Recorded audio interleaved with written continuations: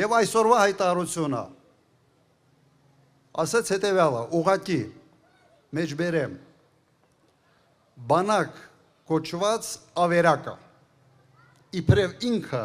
ժառանգություն է ստացել բանակ կոչված ավերակը։ Ավերակ անվանել բանակը, որը եղել է մարտոնակ, որը անսասան է պահել Հայաստանի և Ղարաբաղի Արցախի սահմանները,